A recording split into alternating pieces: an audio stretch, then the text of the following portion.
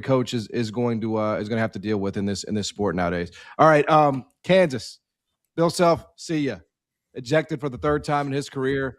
By the way, crazy. I thought. I don't know where you guys came down on that, but I thought it was crazy to toss Bill Self. But Arizona State, man, out of nowhere, 10-point win at home, and a weird one, Rob Dauster, for the Kansas Jayhawks here with no Bill Self on the sideline. Was it really out of nowhere though?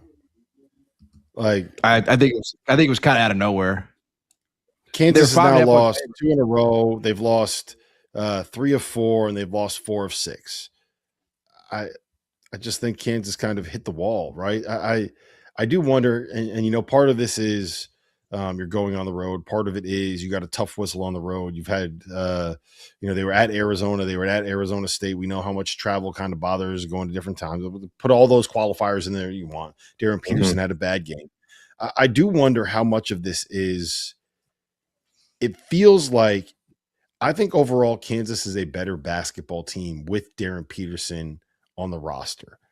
I think that they've shown that they can be a more cohesive unit when Darryn Peterson is not playing, if that makes sense, right? And I just wonder if there's something about the culture of the group. There's something about the dynamic of what happens when he's on the floor that changes when he comes in and he plays all these minutes. Because, since the Arizona game, right? Like I think he's played at least 30 minutes in all 6 of the games that he since he sat out with the flu, and it became something where it was like, okay, we're talking about this in the world of college hoops to, okay, this is Stephen A. and Kendrick Perkins, and it's the number one topic on Pardon the Interruption and First Take. And once it made that leap, I think that they were kind of like, oh shit, we might have messed up on this. We need to make sure that we change what the narrative is. Whereas you kind of put the kid in that situation. And I think the guys on the roster see what's happening, understand what's happening. And I wonder how much that has impacted the dynamic in the locker room. There's no way that we're going to be able to know from the outside,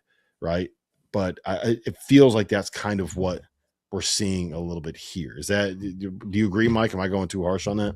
Yeah, we got about 2 minutes, Mike. So take us. No, I don't think you're going too harsh on it. I just think that, it's, to me, at times it looks like when a quarterback has this star receiver that they're trying to make happy, and then when the star receiver's not out there, it's like the ball's distributed and like you're moving up and down the field like this.